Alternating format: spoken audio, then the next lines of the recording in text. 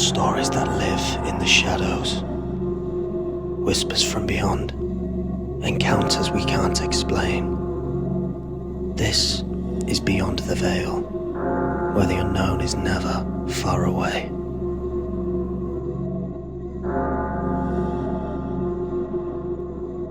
Hello everybody and welcome to Beyond the Veil. I'm Brett Rogers and I'm with my co-host Lee Wise.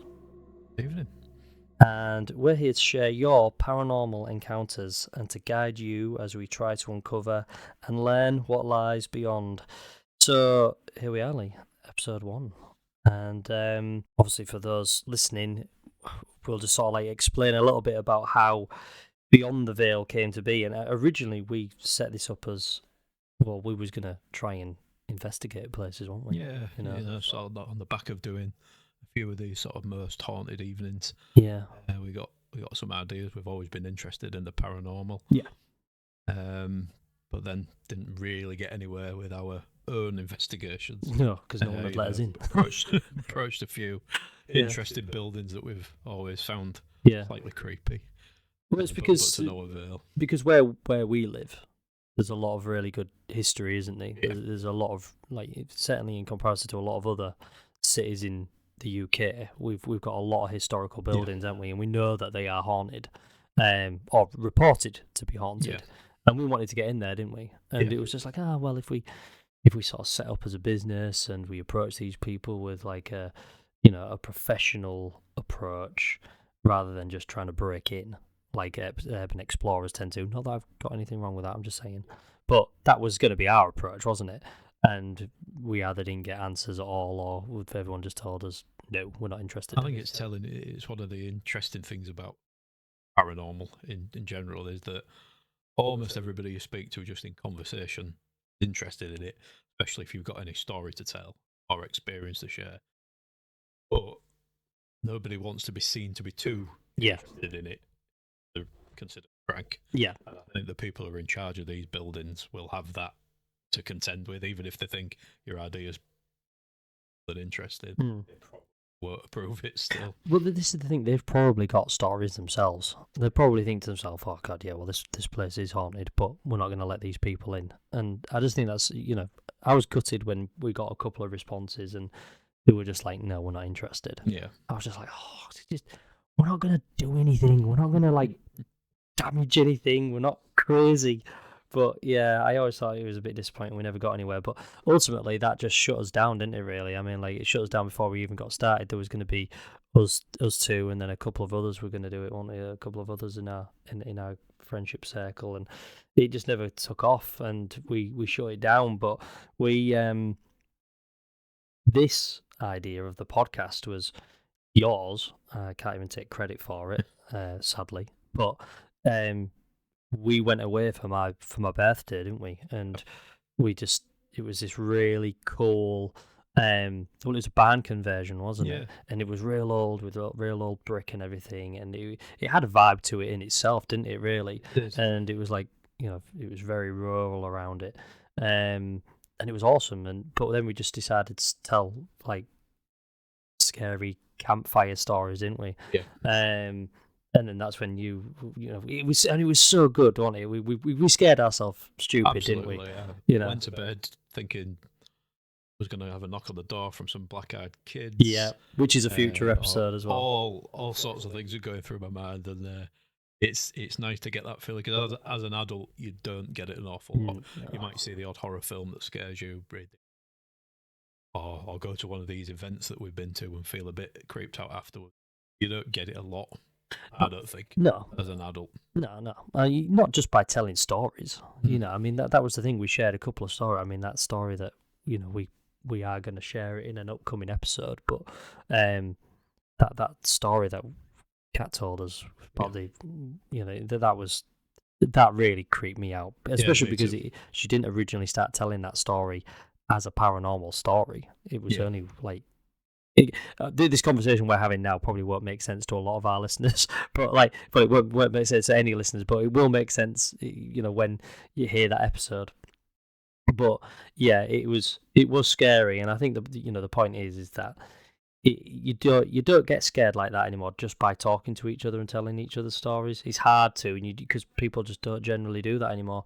But yeah, and that's how this podcast has come to be. But then it was like, well, we need more stories. We've got our own stories, but we've only got so many of them, and we need other people's. So then Beyond the Veil Investigations, which was what it was, then became Beyond the Veil podcast, which is where we are now. And the whole point of this podcast is that we want to hear your stories. So we want you to share your stories with us, your encounters, and that way we can try and understand what it is that you've experienced. Is it something we can relate to? Are there any other people who have had the same sort of experiences? People might listen to it and go, okay, well, something like that happened to me. They might reach out to us as well. And then, in our limited capacity and our limited way, we'll try and investigate it for you, try and get to the bottom of some of this stuff for you if we can, try and help you understand it a little bit. Is there anything to learn from it? And that's, what we want to try and do. And we just want to try and cover as many topics and stories as possible. But we know full well, having always, like you said a minute ago, we've always had an interest in the paranormal and the supernatural and the unexplained, and I just think that I certainly feel that there's definitely more that goes on in the world beyond that which we take at face value. I believe it lurks in the shadows. It's out of sight in the corners of the world where people won't or daren't look, and there are things that people just don't want to admit is beyond the normal realms of science or what is deemed to be natural. But we're going to look past that. We're here to look into the shadows, and we want to look closer into those corners, and we want to hear and to share your stories. We have our experiences, as I say, things we can't explain, and this would be a good opportunity for us to explain what, who we are in regards to the paranormal. But when we are scientists, we don't call ourselves paranormal investigators. We're just two guys fascinated by the paranormal and the supernatural, and we just want to learn and understand more about it and try and figure out why some things can be explained and why some things can't be. So, I think we've spent a lot of the time over the years trying to find answers to stuff, haven't we? We aren't the type of people who just believe anything, are we? No, absolutely not. There's a famous, apparently haunted house near us, yes, isn't there? And we'd gone and spent some evenings just sort of hanging around it, looking at it. Yeah. And I personally got a bad vibe from it. We all did. And I didn't feel it was a very nice place. Not that we went inside, but even just from outside, didn't feel it was a very nice place. But then when we spoke to one of the local historians, he basically debunked everything that's said about this house, and it is essentially a moneymaker for the people that own it, passing it off as being haunted and lots of paranormal activity going on in it. And we weren't wedded to the belief that it was haunted. We were disappointed, maybe. I felt a bit disappointed. I did. But I accepted what we were being told by our friend who was in the know. And I think that's important. Yeah, you can't just go into everything believing it straight away. We've talked about the things that have happened to us, and as time's gone on or whatever, we've actually been able to debunk our own initial theories, haven't we? We aren't the type of people who just go, oh, did you hear that? Yeah, it was probably a ghost. We just aren't like that. It's like, oh, what's that in the sky? Yeah, it's probably a UFO. We're not those types of people. Yeah, we're not cynics either. We're not skeptics. We don't also just instantly believe that, well, until it's absolutely nothing else, that's when it's a ghost. We aren't like that either. We're not the complete other way around. We do take everything into account, and we try and be as, well, for two middle-aged people like us try and be as normal as possible about it, But yeah, I mean, we all have these stories though, and we've all experienced something. I'd say most of us have experienced something or seen something we just can't explain, and something we know to be impossible. We've experienced a feeling or an event so unnatural that it stays with you. And I truly believe that this is what lies beyond the veil.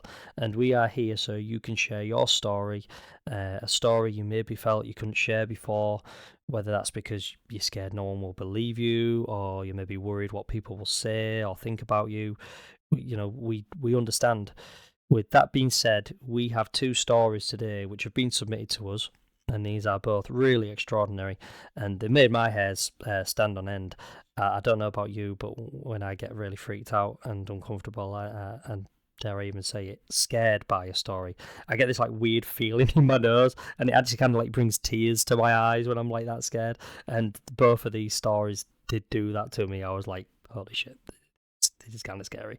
So we're going to share these stories with you, and after each one, we'll talk a little bit about it, and we'll share our thoughts on and theories over this. Lee does not know anything about these stories. These are new to him, and this will be the format of the podcast, meaning we'll take it in turns on a given subject. We'll take it in turns hosting, and whoever's hosting that particular episode, the other one will be completely flying in the dark with no knowledge of what's coming up. And that is the format in the sense that we want to be able to have an outside perspective on the show that is going to experience and learn the story as I go along with you, the listeners, and then hopefully that person will be your voice as to the questions to ask about the story, and that's what we want to do here. So, without further ado, are you ready to begin? I'm looking forward to these. The only thing I know about them is that they freaked you out. Yes. So I'm looking forward to this. Yes, they did. So, put on your headphones, silence your phone, turn the lights down low or off if you dare, and sink into the dark. Get comfortable. Best way to hear these stories is gathered in the shadows, whispering of things unseen. Let's take a look beyond the veil. Our first story comes from George in Castleford, UK. George emailed us to share a story of something he had experienced.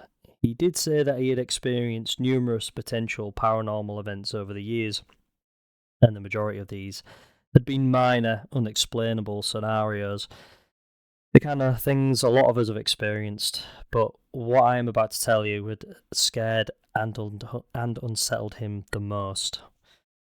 A few years ago, George, who lives in an unassuming semi-detached house on a suburb of Castleford, the kind of house you'd drive past 100 times on your way to work, on your way to the shops, and never look or think to look twice at it.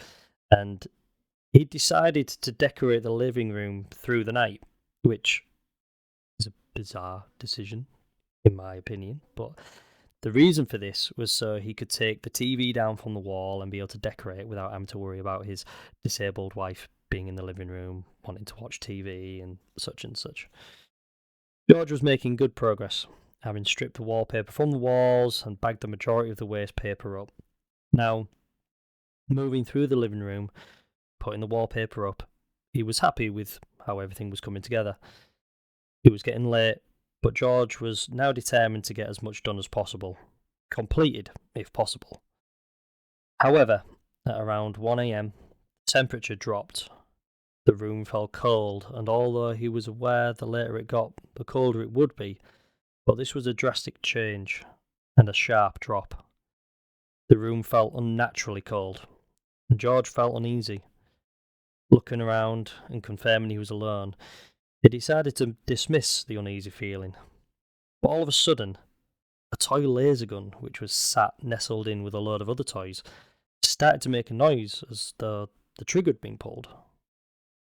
The laser gun, which belonged to one of his grandchildren's, was collected with various other toys, and these lived in a corner of the room for when he had his grandchildren around. When he began preparing to decorate and his wife went up to bed, he moved the box of toys into the middle of the room. George, having already experienced some minor paranormal activity in the past, was unnerved by the event, but had his reservations on whether this was truly paranormal or not. After all, this could be a case of it had just moved in the box, and after being moved around, the gun had just been triggered. I must take this moment to explain, when asked. George simply summarised a lot of the previous activity he had experienced in this house were sounds of tapping and knocks, and items being moved from where they once were, and then being found in places they wasn't to start with. Classic activity for anybody that has experienced what could very well be paranormal activity. George did explain that although some of these could be explained away, the house moving, cracking and creaking as the temperature changes, items moving could be a simple case of misremembering where they were left in the first place, but George did say that more substantial activity had happened over the years, and had happened in other places he had lived before, but he did not want to share any more at this time, and respectfully I didn't push. Back to the night of the decorating, however, George said that he had tried to have a bit of fun with the situation, not fully convinced there was anything paranormal to it, but also to ease some of the tension which had settled in case there was. The sound of the gun still sounding, George called out, "Very funny, now pack it in," and suddenly it stopped. George looked around at the room, which had fallen deadly silent. He resumed with his decorating and tried to put it out of mind, trying to apply logic to the situation. That logic being the trigger being pressed accidentally in the box as it moved and it stopping on request, just a sheer coincidence. A little time had passed since the event, and George had come to the corner of the room and the wallpapering was particularly tough here. He was struggling to get it to wrap around and was getting rather frustrated when suddenly the gun sounded once again. George, already frustrated with the difficulty of the task at hand, was now getting annoyed with this gun. George, in his frustration, shouted out, "Stop!" And yet again, right on cue, it did. The eerie silence crept over once again, and everything fell still. This time, the silence was deafening, and George had decided he wasn't interested on whether it was paranormal or coincidence, and simply decided to remove the batteries from the gun. Walking away from the wallpaper half hung on the wall, he pulled the gun from the box and found the battery tab. He clicked it open, when a reality hit hard. There was no batteries in the gun. George had had enough. He placed the gun on the sofa and walked away, and decided to call it a night and go to bed, far too unsettled to be able to continue. In the morning, when he came downstairs after a very unsettled night's sleep, George saw his wife sat in her chair. Before she could speak, he pointed at the gun on the sofa and asked when the last time it had batteries. She said it must have been a good couple of months, as she'd been meaning to get batteries for it for a while, but kept forgetting. Again, George stopped short of divulging any other stories, but did say he would potentially share some more with us in the future. But this was the end of his story. And it's pretty incredible, don't you think? I like that. Yeah, obviously until we get more listeners, hopefully, and more stories coming in, we are relying on people we know. So we know George, and he's a no-nonsense Exactly. the guy. Wouldn't scare easily. No. Being freaked out by that enough to share the story is telling in itself. Yeah. Yeah, I mean, he's not the kind of guy who, does these things for attention or anything. He's past that. If this scared him, then it scared him. Yeah. He's not the kind of guy who's just likes making these things up for drama. So yeah, it's. I think it's. When he told me, I was just like, yeah, I'm done. I'm out. The interesting thing is when we've been to these ghost hunt evenings, they'll often use toys, won't they? They use the cat balls, and it's interesting. I don't know if it's because it's to do with energy, but it's interesting how sometimes what might be ghosts are attracted to these sorts of things. The other thing is that they're toys. It might be children. Yeah. Um, It's also quite interesting that specifically this this ghost, whatever, it chose to manipulate and interact with a toy that had no batteries as well, almost as if it's like trying to prove a point that it's Yeah. there. Like as if to truly rule out coincidence. Like George had thought that it was. He was like, I need to get your attention almost.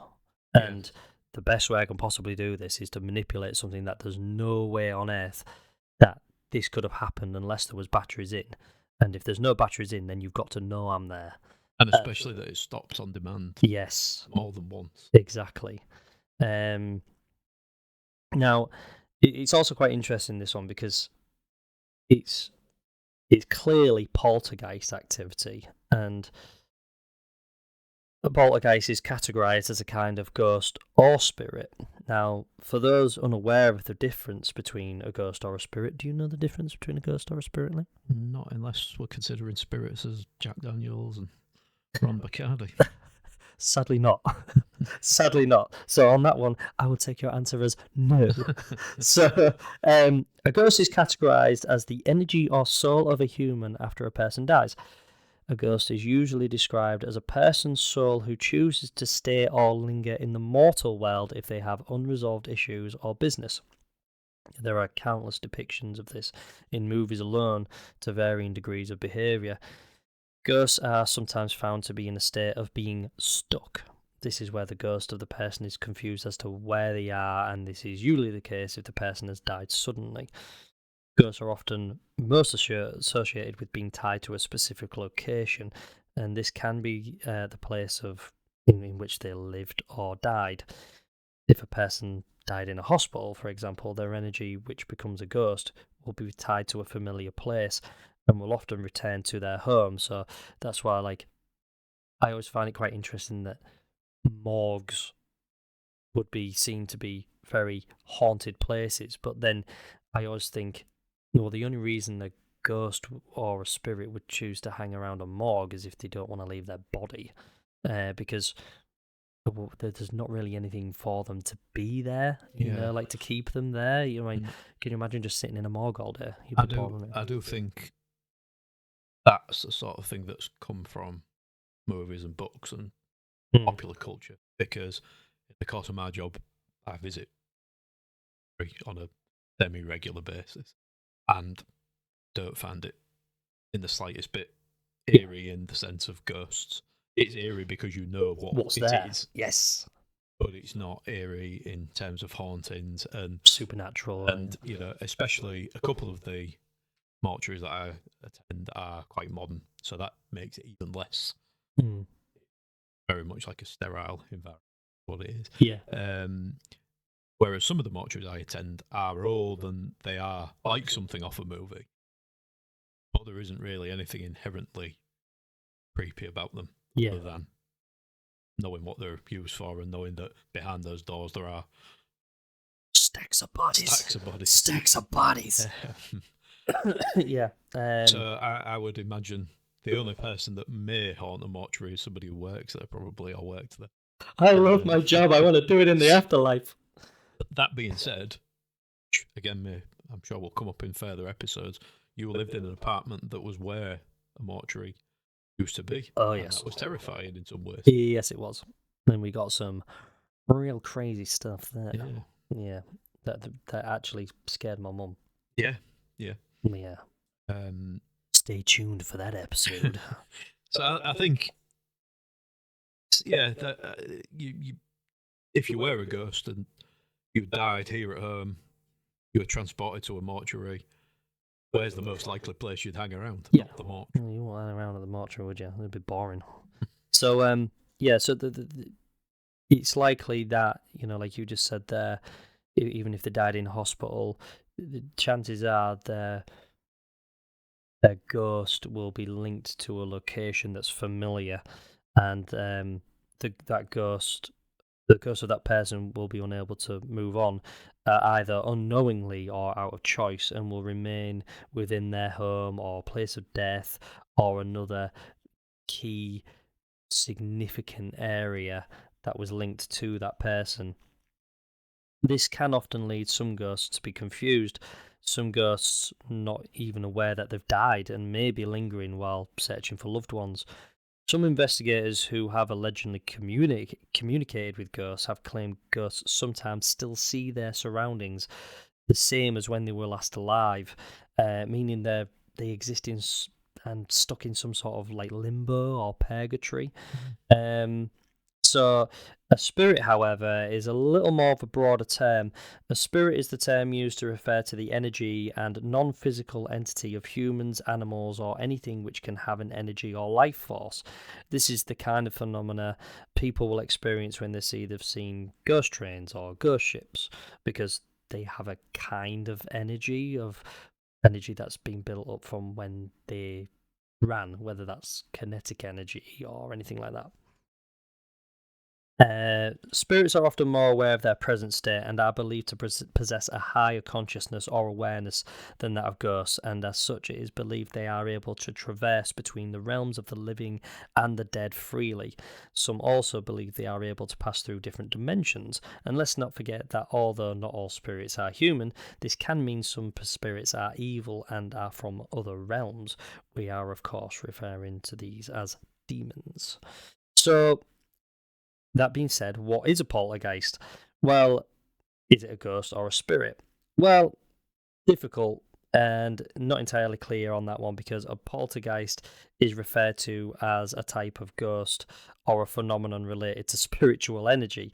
So getting an answer to this isn't very easy, and it's certainly not helped when we learn that the word poltergeist comes from the German words meaning noisy ghost or rumbling spirit. So again, it can either be either or. I think to get an answer to this, it needs to be looked at on a case-by-case basis.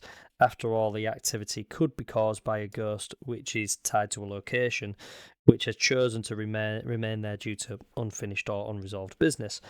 It may be they are angry and they are manipulating the environment to invoke fear or terror in order to drive the people out of what the ghost may consider to be their home. It could also be because they're actually trying to get the attention of the person for help, to help understand what's happened to them. So if we had to take each instance on a case-by-case basis and try and determine whether this poltergeist activity is attributed to a ghost or a spirit, what's the answer? Well, personally, I think this is attributed to a spirit, most likely that somebody George knows. George had mentioned how he had experienced numerous paranormal events in his life, and they had not just been whilst living in his current home. It is very likely that this activity of a powerful spirit, which has been able to conjure a lot of energy in order to manifest poltergeist activity, it's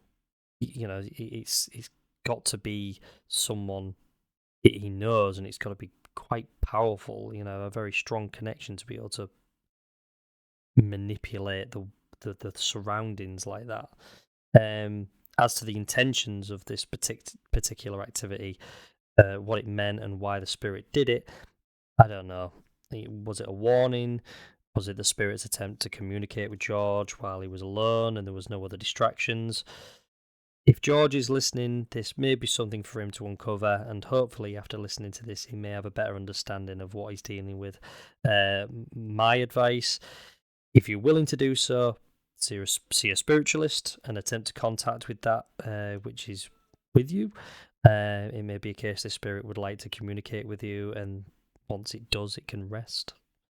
Another suggestion, although this may be an unpopular suggestion, is to get a Ouija board. Classic.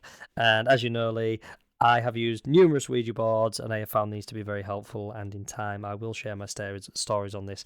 But if a spirit is truly trying to reach you, George, a Ouija board may actually help you both. Maybe. And it's interesting because I would have always been very much against Ouija boards until we started going onto these ghost hunt evenings. When it was first mentioned, I thought, oh no, I'd rather not. And I thought, oh, sod it. But I've been completely different to you in that I've never really got anything from it. To the point where I often don't get involved now, not out of fear, which again probably came from movies. Yes. than anything else. But more just out of I don't seem to get an awful lot from it, and I'm absolutely not discrediting your experiences by that, but for whatever reason, spirits don't seem to want to communicate with me via a Ouija board. You bastard! You got nothing for me! But this is it, isn't it? I mean, and I think everyone's always going to have a different experience using Ouija boards, seeing spiritualists, tarot cards, all these sorts of things. And, you know, I'm not saying you're a disbeliever or whatever, but I do always think it's just about, you know, your mindset and ultimately just what happens. I mean, I've been very lucky that I've had the responses come through that I have. And again, I'll share those in due time. But I've been very fortunate that the interactions I've had on a Ouija board have been, you know, they've been very good. You know, very clear as to who I'm speaking to. So yeah, yeah, it's I think as well it doesn't help sometimes with these organised nights, as great as they are. We enjoy them and we'll continue to do them. You know, I remember the time we were doing a Ouija. That we had a crunch and somebody was stood observing us eating a bag of crisps. yeah, Sort of spoiled it. yeah, somewhat. yeah. Well, that's it. There's nothing worse than hearing a crunch and you think you're being observed by a ghost, and no, it's just a munching, hungry, spiritual observer, and just not a spiritual observer in the sense of lives on a different plane. So they were firmly on this. Yes, definitely, as we observed. So yeah, so that's our first story, Lee. Thoughts? Yeah, it's creepy, like you said. The idea that a spirit or a ghost has got enough energy or enough power or whatever it is that allows them to do this, that they can activate something without batteries. I spoke about the cat balls at the haunted evenings. Those have got batteries in them, and we still don't see a lot from those, do we? No. So for something to occur with a toy that's got no batteries in, and the ending on demand is a bit weird. That gives me the impression though that it's not a threatening presence. No. It didn't seem like it was trying to scare George, because I think if he said stop it, it would have or carried on. Yeah, just carried on. Yeah, it's a good point. That actually, again, that could point to being a child, maybe into authority. I don't know. Or it became aware that it was scaring him. But it's freaky to the point where it's almost a trope, isn't it? You know, something goes off, you check it, and there's no batteries in it. It's a storyline that's been used in popular culture. Yeah. And that's it. When he told me, I was just like, that is straight up out of a horror movie. That, you know, that is, you know, how many times have we seen that? It's almost cliched. And it's I mean, if it had happened to me, I'd probably cried. Yeah, I think as you'll come to know about me, as Brett already knows, things that are out of context freak me out the most, more than anything. And I think even though he wasn't doing it for any sinister reason, the fact that he was decorating at the sort of in the early hours just makes it feel a bit weirder. Yeah. Because everything, because it's not just what's inside the house, I think that when I think of that story, it's the fact that the house will have been deadly silent because all of the normal day-to-day goings-on of the house would have ended. Yeah. You know, that there's no activity at all. So there's absolutely nothing. There's no sound of TV, the radio's not on, there's nothing. But it's not just that, it's outside as well. It's the external factor. It's the fact that not only is the house deadly silent, but the outsiders as well, because everyone's in bed. Yeah, the world has stopped. And everything... I think I would just kind of feel like the whole world was looking at me at that point. Like everything was just magnified by 100%, 1,000%. Because everything had stopped, but the gun was going off.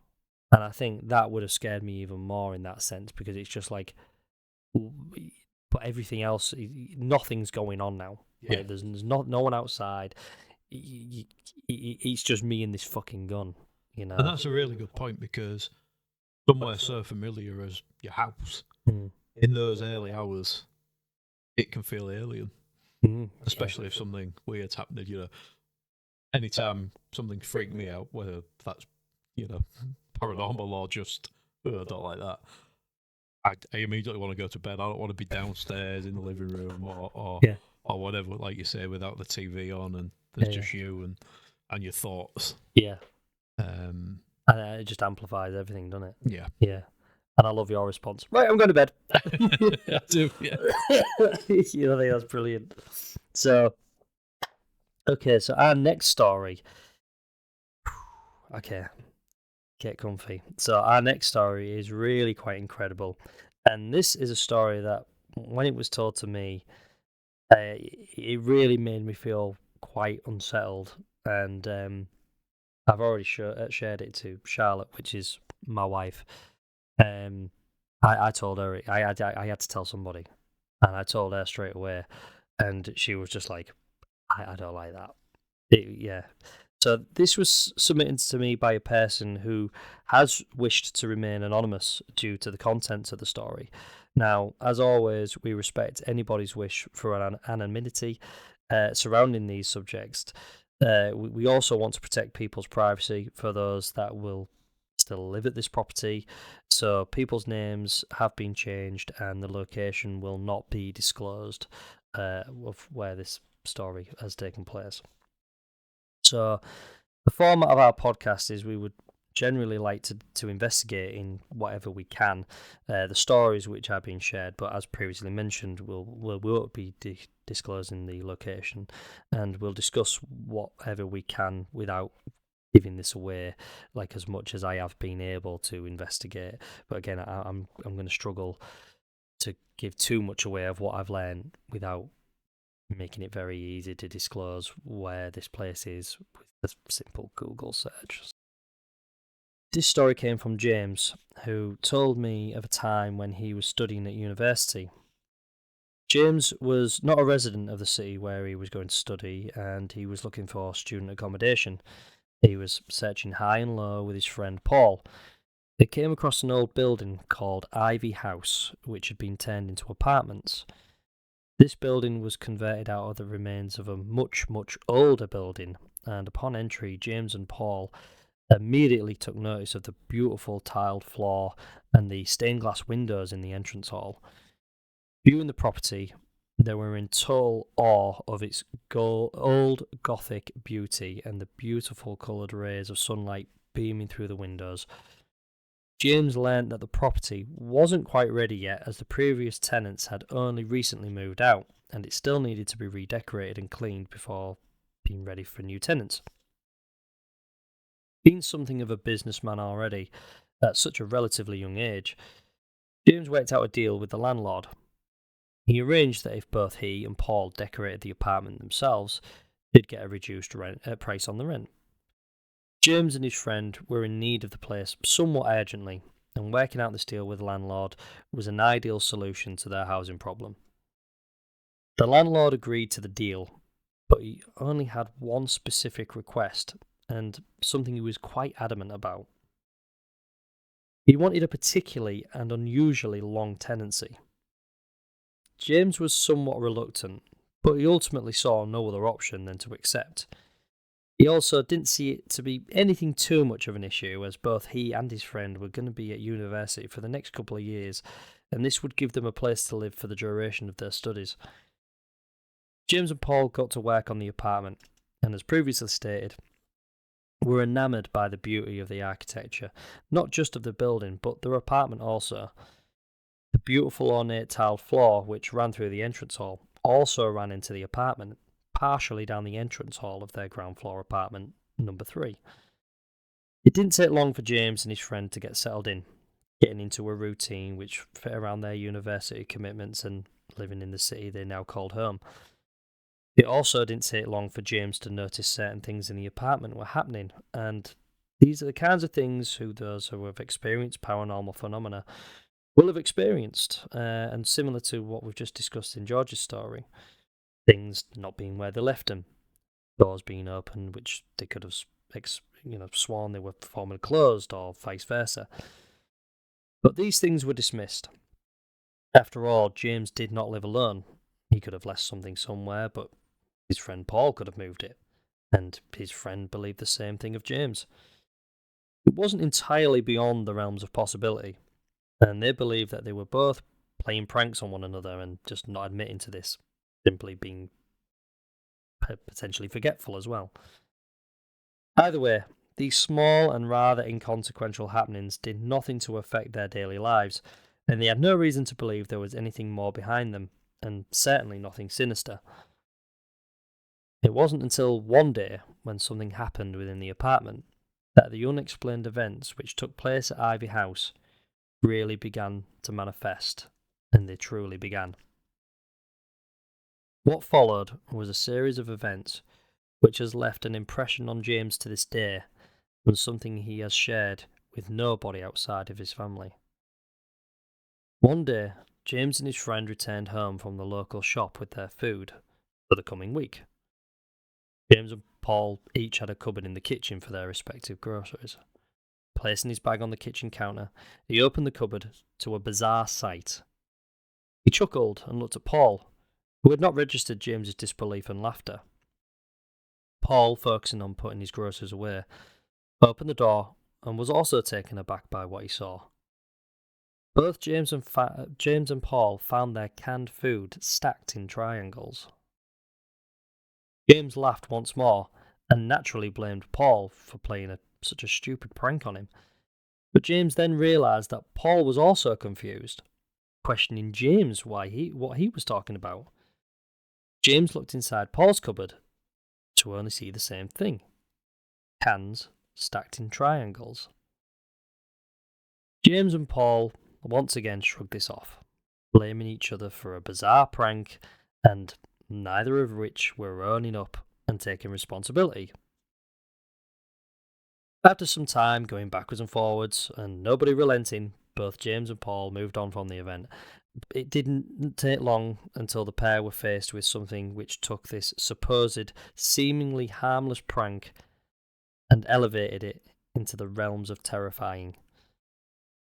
James laid in bed, sleeping, until he woke up to a feeling he had not had before. Something was telling him something was out of place, and within moments he heard a loud slap on the tile floor outside. So the tile floor, remember, covered the hall outside in the entrance hall of the apartment, and it ran along where his bedroom was. The slap was followed by a dragging sound. There was then another slap, followed by a dragging sound. Then another slap, and the dragging sound. Slap, drag, slap, drag, but it stopped. He heard a door open slowly, a door he recognised to be the bathroom door. He then heard the toilet lid being rattled, as if somebody was lifting it slightly before dropping it again and again and again in quick succession. After a few moments of this, it abruptly stopped. You could only hear the sound of the slapping and the dragging sounds once again, until it stopped, and a few moments later, he heard a door at the other end of the hall open and then close. James, unnerved, chalked this up to Paul, thinking maybe he came in late from going out, or that he'd been to the toilet and was just being ignorantly loud. Either way, when the morning came, James and Paul finally saw one another as they prepared to leave for university. James, frustrated, gave Paul a look, which Paul did the same. Paul was the first to speak and asked, "Did you want to make any more noise last night?" James, shocked, replied, "You've got some nerve after the noise you made." The pair went back and forth, blaming one another once again, not relenting to the notion that neither were to blame for the noise, continuing to blame one another until the matter was eventually dropped once again. Bizarre events continued to transpire. The pair began to hear other sounds, the sound of doors opening and closing, footsteps in the hall of the apartment. James and Paul had continued to dismiss the vast majority of the events, as mentioned earlier, chalking many of these up to not really truly remembering if they'd left items where they had thought they'd found them or left them, and they would just move them. The sound of doors being that of neighbours instead of the ones that they were hearing in their apartment.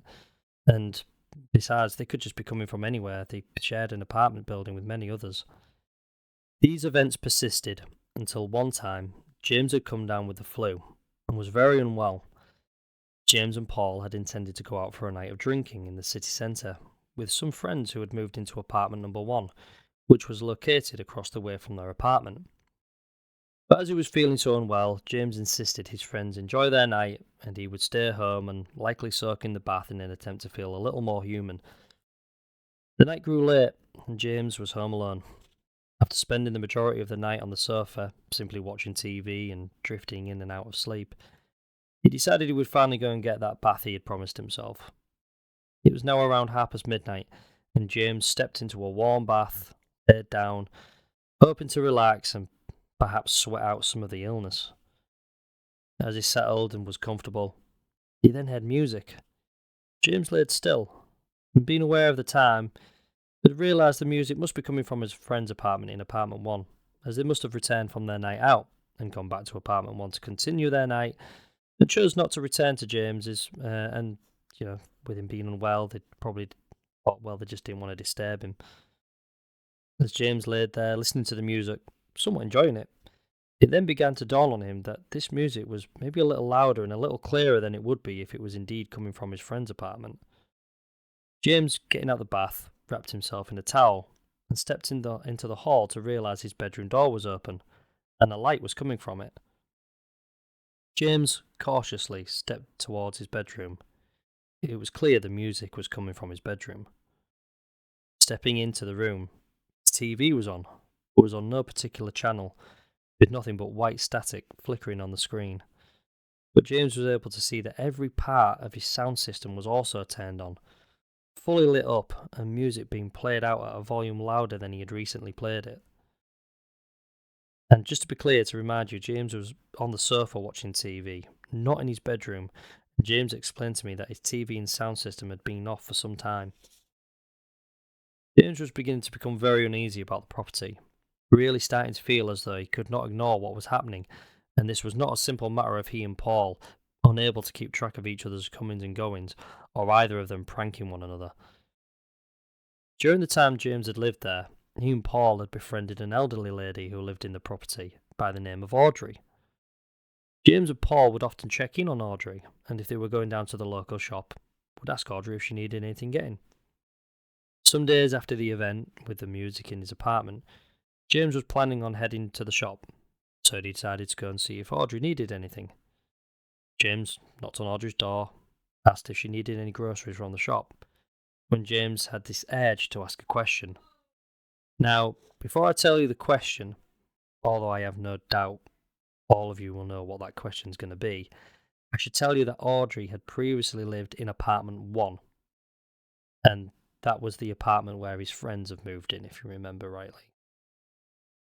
And since then, Audrey now lived in a newer part of the building, and she'd lived there for some time.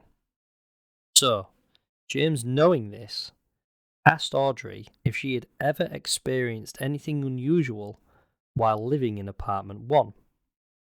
Stood in the doorway of her apartment, Audrey smiled at James and immediately knew what James was talking about. James got the feeling just by the look she gave him, she had been waiting for the question to be asked for some time. "Are you talking about the unpaying tenants that live there?" Audrey asked. James, in somewhat disbelief, didn't really know how to respond and could only half ask different questions, such as, "What do you mean? What's going on?" Audrey invited James into her apartment and told him she would share a story. James sat as Audrey went on to explain that although she had previously lived in apartment 1, a tenant previous to that was formerly a pilot who had lived there, and sadly he had lost one of his legs, and he had been a tenant for some time, and by all accounts he died there. When Audrey moved into apartment 1, it did not take long before things started to happen. things began much the same as they did with James. Things being out of place, items not being where they'd been left, doors being open or closed when they hadn't been left that way. Audrey then shared a story that one night she had awoken from a deep sleep, when at the foot of her bed she saw a nun holding onto rosary beads, seemingly praying. Audrey closed her eyes, asking and pleading to be left alone. When she opened her eyes, the nun was gone. Another instance was that of a monk stood in the hall of the apartment, which disappeared as it entered one of the bedrooms. Audrey went on to explain that the events she went on to experience were so intense, she had to take a break from work and went under various psychological testing to understand what she was seeing and hearing, as she truly believed she was going insane. Things finally began to improve for Audrey when she took the opportunity to move into a newer apartment which had been built as part of an extension to the older part of the building. When she did, the activity stopped, and Audrey was able to get her sanity and her life back together. And eventually, everything seemed to go back to normal. Since living in a new apartment, she did say that although things had more or less gone back to normal, she did have minor paranormal occurrences, but there was certainly nothing in comparison to what she had experienced in apartment 1. Audrey had explained that part of Ivy House was renovated into apartments from the structure which had been there previous, which was in fact a monastery. Things began to fall into place for James, as there was a huge graveyard still neighbouring the grounds of Ivy House. Starting as a monastery, Ivy House then became a nunnery, and in later years the building was used as a children's hospital and a poorhouse before eventually being abandoned. Although not usually a believer of such things, James told Paul of this, and they soon realised this was something they had to come to terms with, and what they had experienced was very real and not their imaginations, nor were they playing pranks on one another. Although things had fallen quiet in regards to paranormal activity for James and Paul, this soon became a problem for their friends living in apartment 1.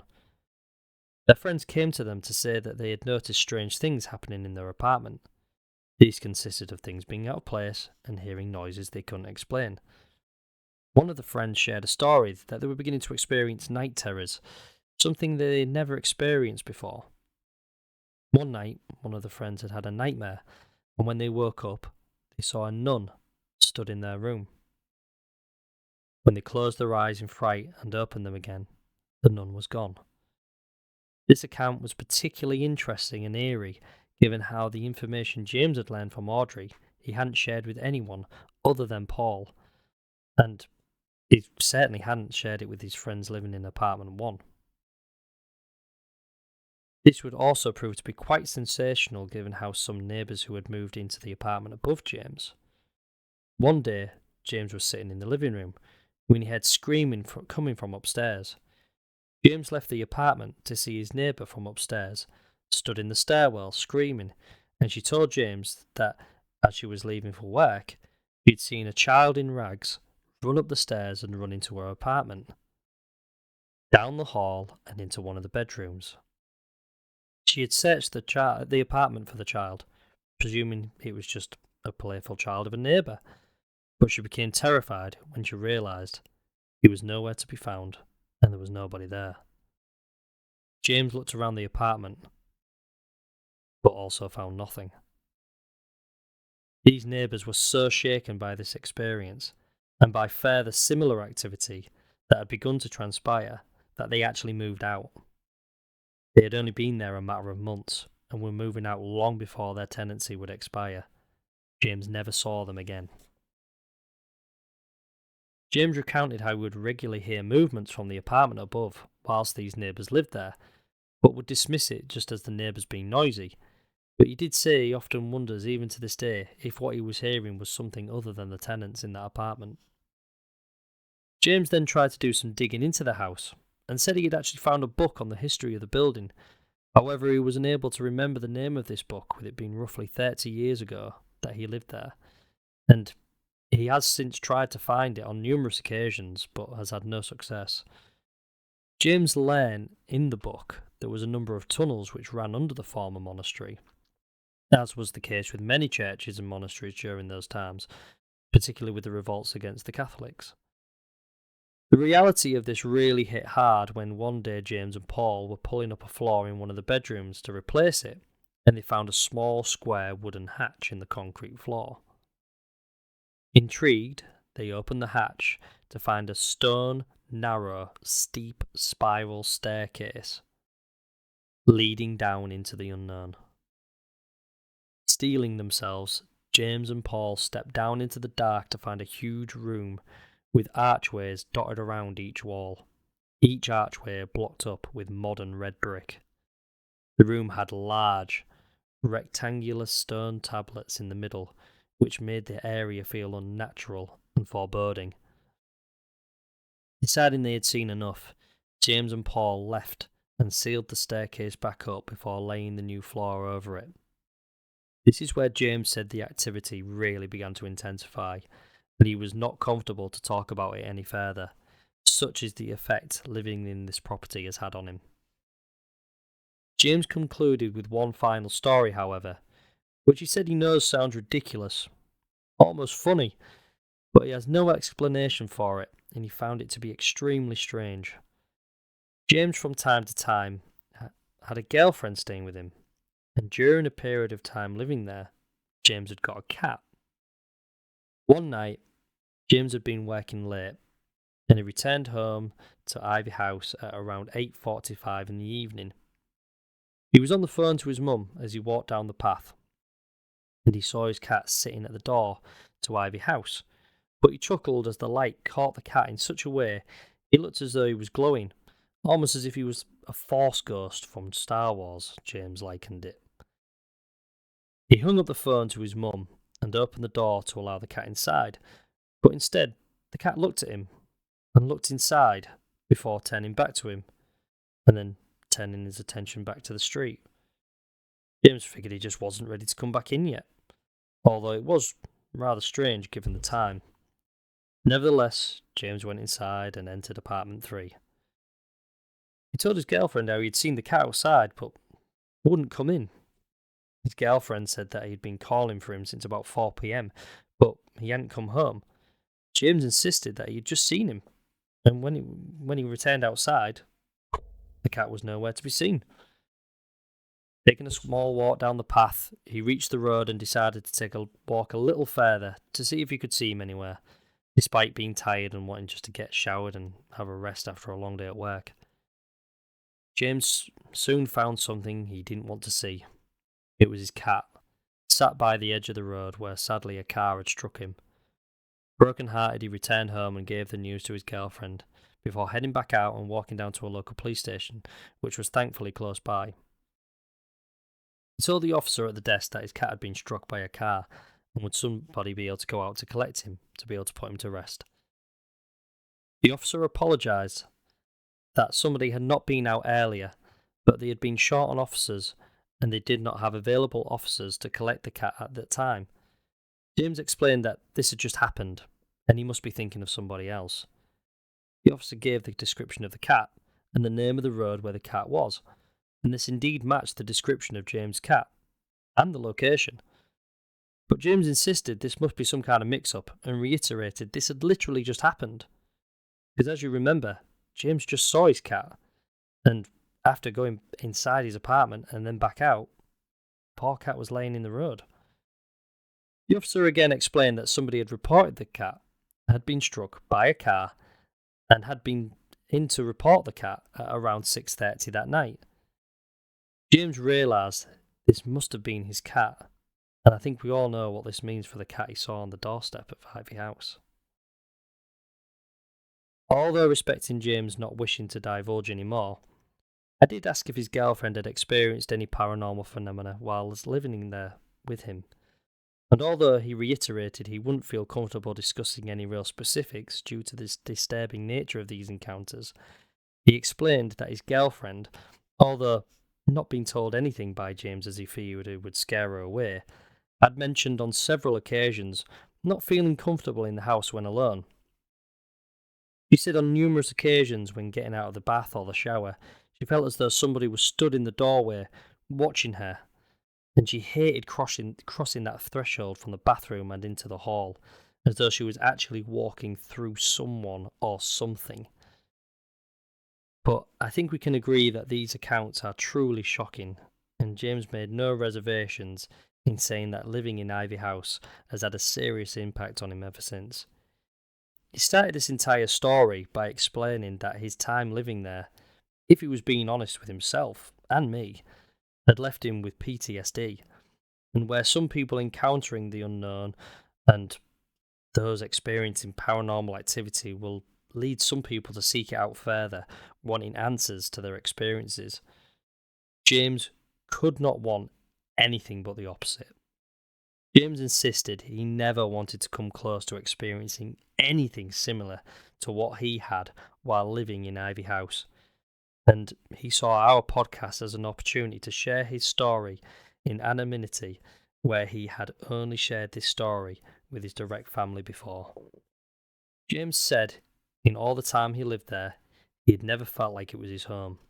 Looking back, he explained the house had always felt like it belonged to somebody else, and he was more like a guest in somebody else's home. He explained how the atmosphere constantly felt oppressive and the air was thick with tension and unease. I think most people who have lived or been to places which have a reputation for being haunted will recognise this feeling, and it is very typical people experience or express these kinds of feelings and energies in places that have paranormal activity, where the history is generally bad or negative. Now, when trying to research this area in which Ivy House is located, I wasn't able to find any particular or specific history that a monastery once sat on the location of Ivy House. However, the area does have a rich history of being tied to a famous nearby abbey, and the monks established much of the land for farming, and indeed a chapel was erected in the area. This was, however, torn down sometime in the 18th century.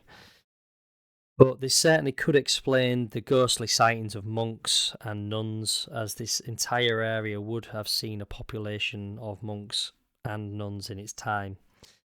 Now, it's also difficult to say whether this was where the aforementioned chapel once stood, but if James's story is to be believed, the discovery of the underground tunnels could suggest this is the location of a former chapel, and the tunnels may have ran to the abbey. The two areas there of a former abbey and the location of Ivy House,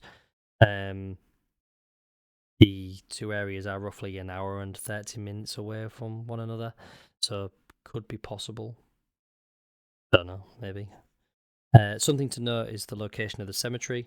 Now, when doing my research on that, it would appear the cemetery was opened in 1909, and it was to cope with the growing population within the area, and it was also designed to be in reach of a nearby church, but that church was founded in the year 1240, so that church is certainly old.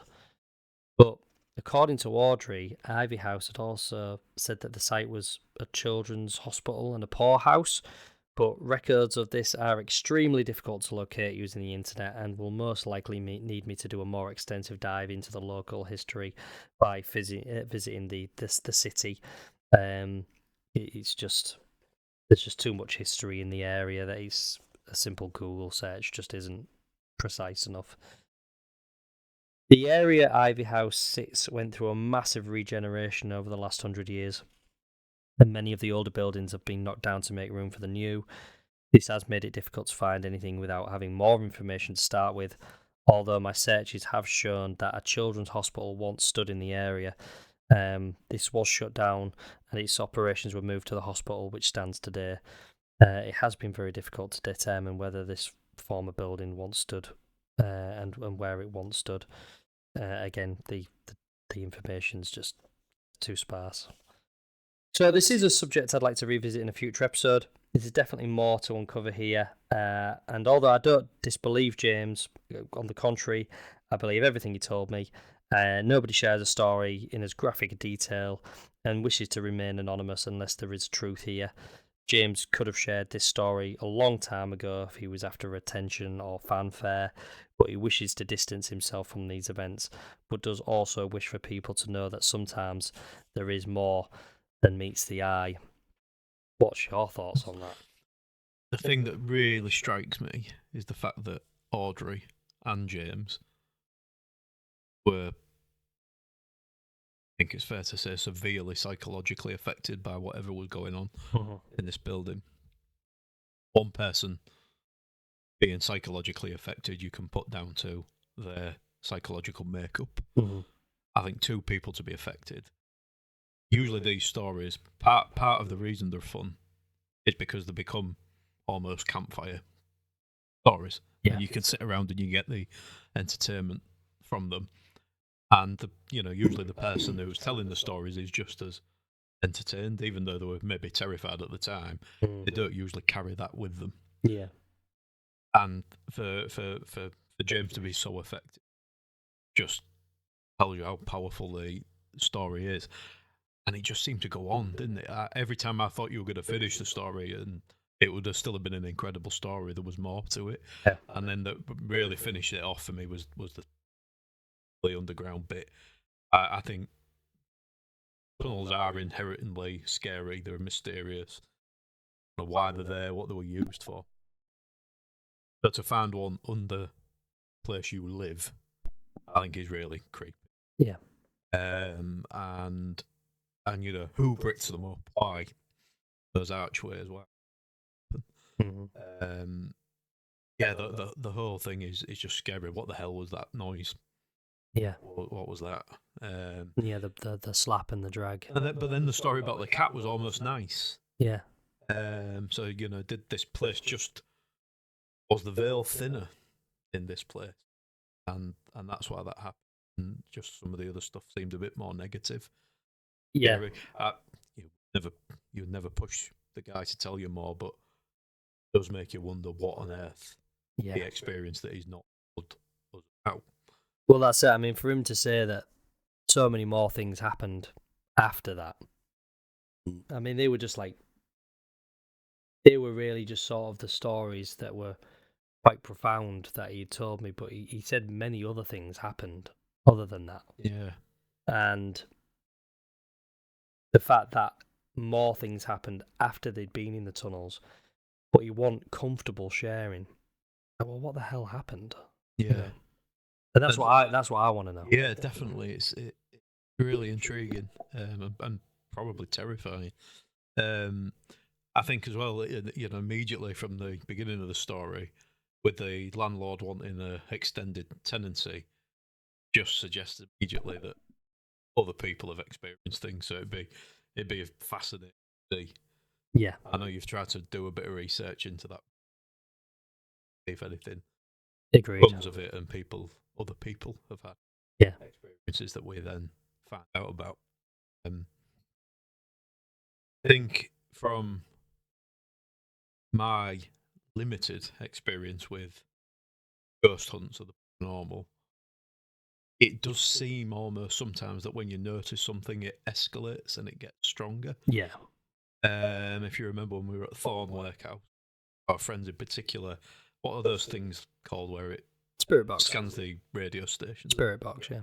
Yeah, if you remember, one of our friends got really scared. We were up in an attic and we had a spirit box, and it started off fairly mild, saying odd words. She got very freaked out, and just before she had to leave, I felt that we were on the edge of something sort of big happening, because the thing started to get almost more aggressive, and I think at one point it sort of said effing bitch, and it started to just get worse and worse, and it was almost because somebody was scared and it was like it was feeding off that energy. Yeah. And that sounds a little bit like maybe what happened here at Ivy House. Yeah, exactly. I mean, and it's funny you should say that, actually, because when I was sort of when I was putting this episode together, and I was trying to think about, like, well, what are we dealing with here? What is this? And I think with George's story, it was like, well, ghost or spirit. Well, we kind of were able to have a bit more of a idea of what we were dealing with there. But then here it's like, well, we're dealing with ghosts because it's the tied to that area. But I think for me, it's like, well, but why? Why is it that, like you said, why is it that there the veil's thinner? Why is it that there the ghosts almost just seem to want to stay? But also, potentially, why is it that more ghosts are drawn to it? Because his cat that got got struck by a car. James believes he saw the ghost of the cat literally hours after it had been struck by a car, and it was there. It was like it was already there and appeared as a fully formed apparition. But that was, so soon.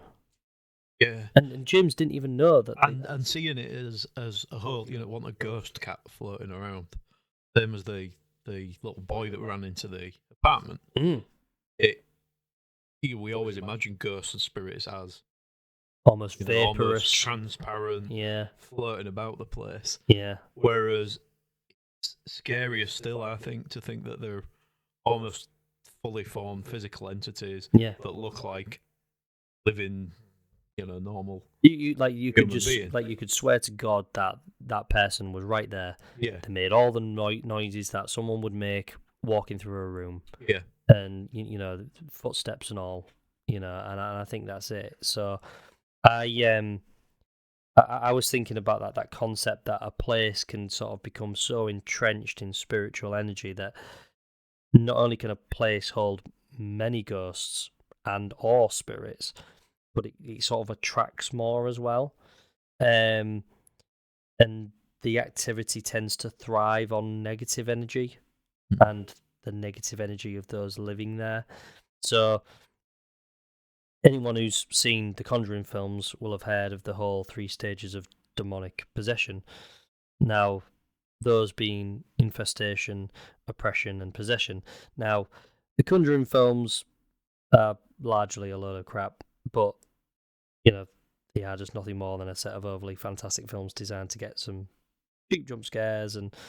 But the whole 3 stages of possession are based on real concepts by actual exorcists, and not just the cheap knockoffs that are the Warrens. But however, the most commonly known iteration of the stages is likely those from the Conjuring films. That's how most people will probably know them.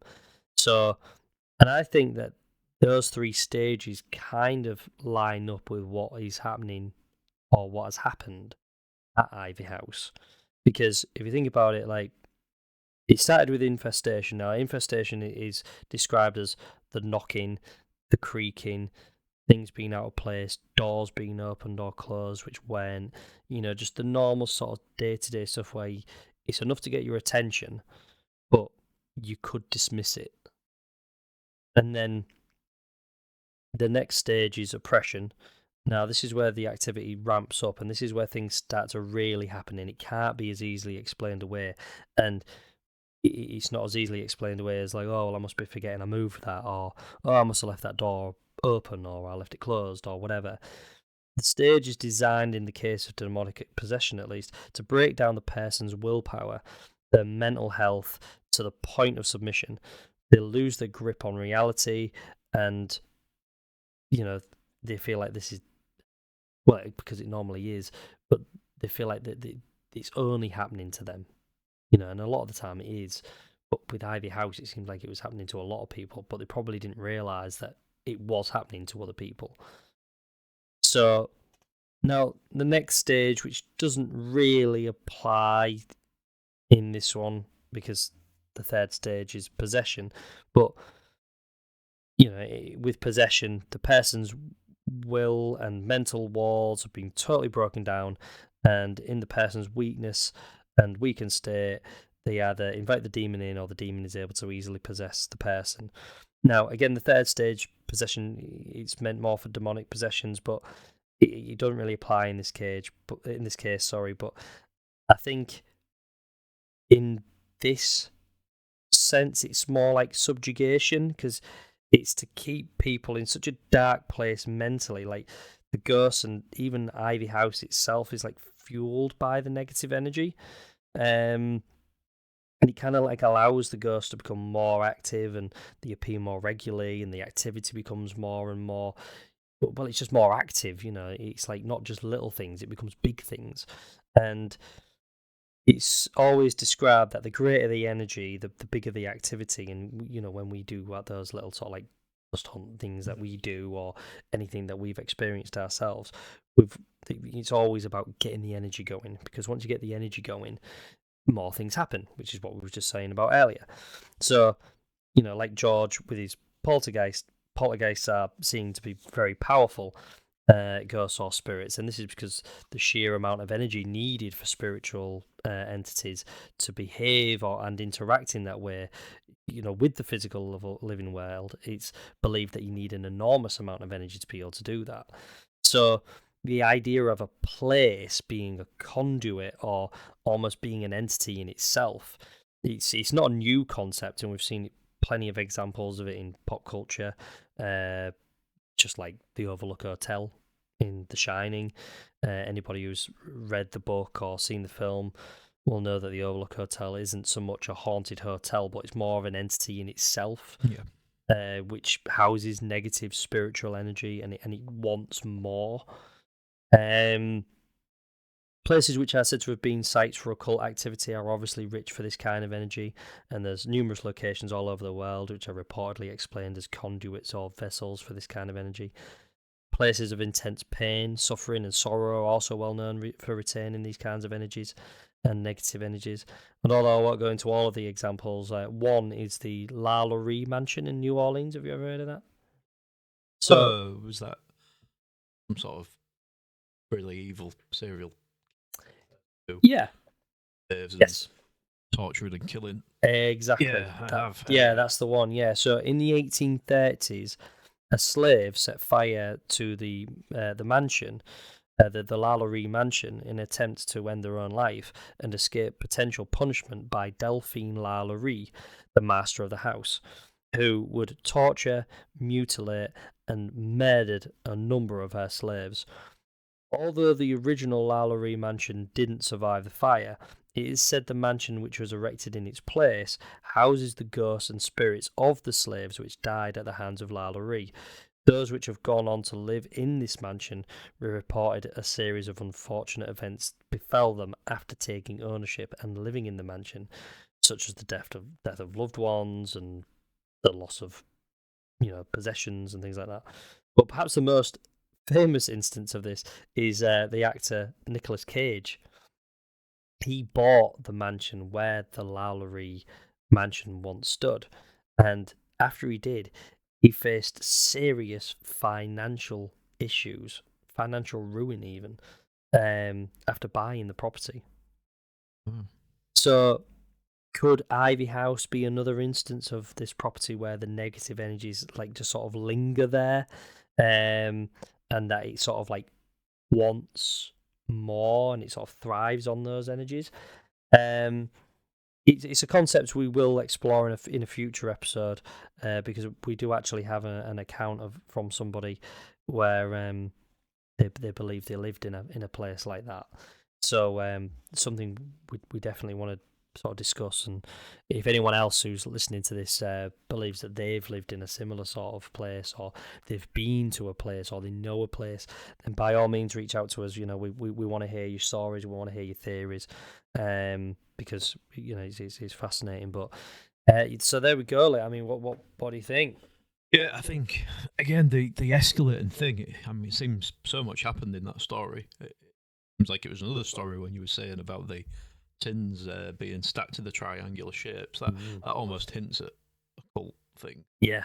I've often found it weird that you hear a lot of accounts of ghosts or presences or whatever you want to call it, that are, let's say, religious nuns, because presumably they're the good people amongst us. Yeah.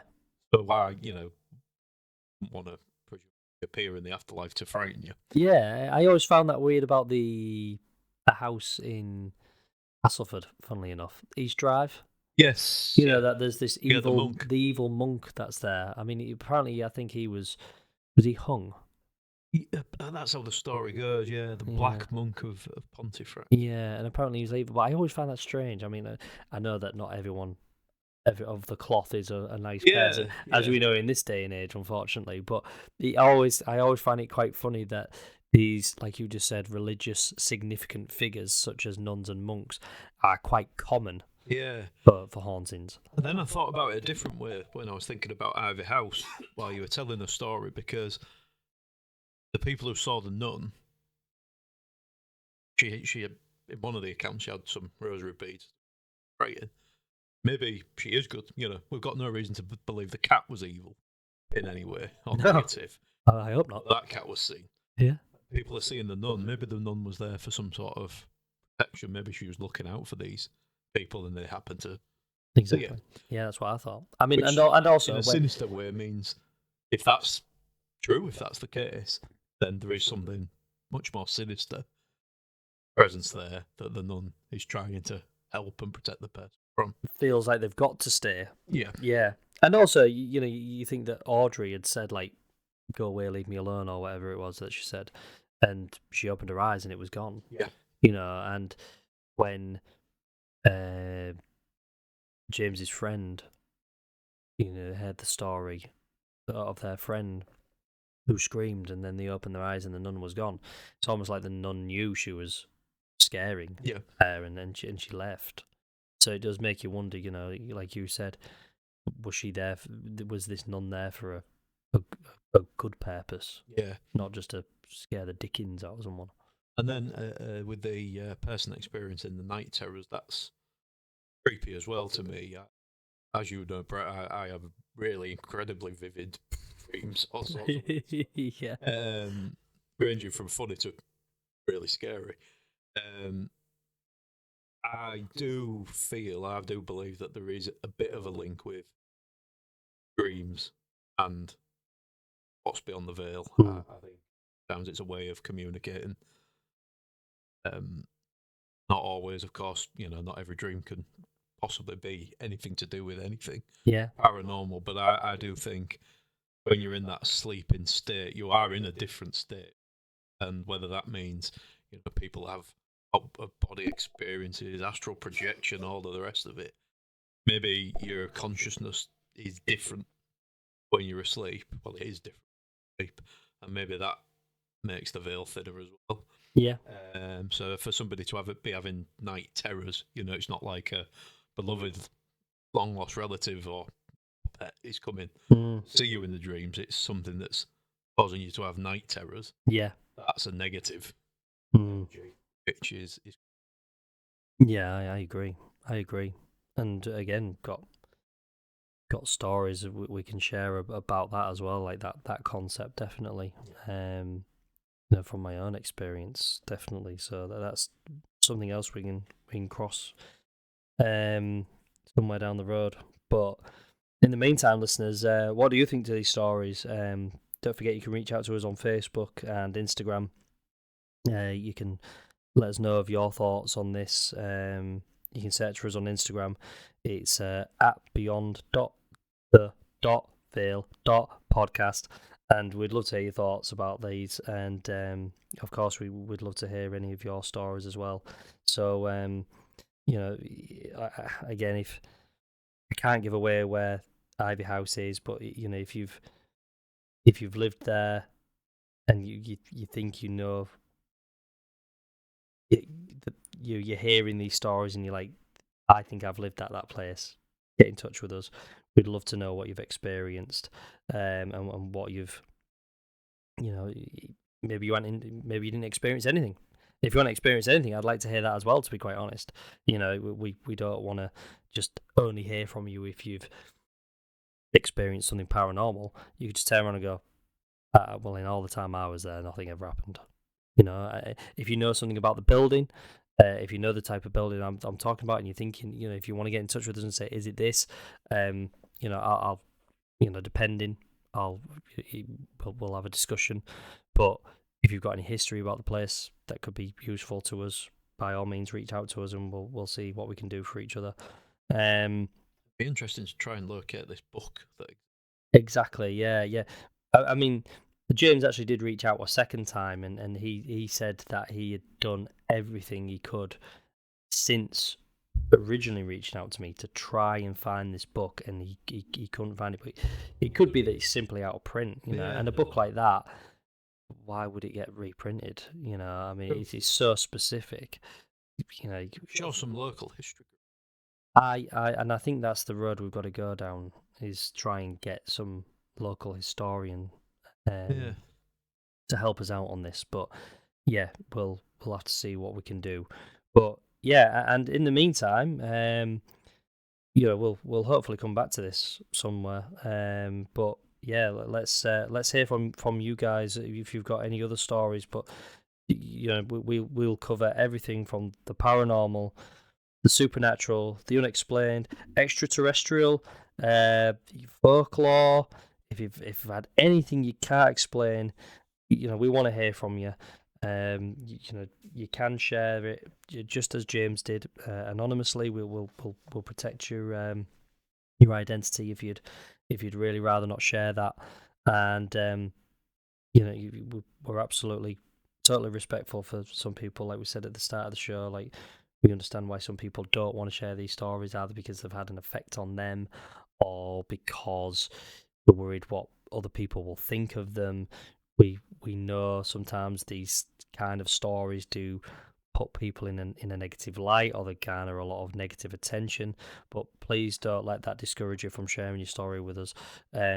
We want to uncover the truth together with you, and we'll respect your privacy if you'd like to remain anonymous. So, but in the meantime, we both really want to thank you for listening to this first episode of the podcast. We can't wait to do more and share more incredible stories with you. And from Lee, of course. Thank you, Alice. I would just add, even if the story's a short story, that's absolutely fine. We can lump these together. Yep. Even if they're short stories, we'd be really interested in hearing them. And certainly, I hope you agree, but I think doing this tonight has got the vibe that it has felt like a little cottage sharing stories. 100%. And I'll probably go immediately to bed. No, I'll probably stay awake for a bit. Text me. I'm going to go watch My Little Pony and try and get these horrid stories out of my head. So, but yeah, you're absolutely right. It doesn't matter if it's only a short story. Although we might just hold on to your story until we've got a few that we can share in one episode. We'll always be respectful of any story we share. It doesn't have to be super fantastic. Even if it's just something you've experienced, but you just simply cannot explain it, and you really are just desperate to share it with somebody, share it with us. We'd love to hear from you. We really would. But yeah. So in the meantime, we're going to say goodbye. So from Lee and from myself, good night, goodbye, and remember, the truth is hidden and the stories are only beginning. The veil is thin. Have you crossed it? Join us next time. Beyond the Veil.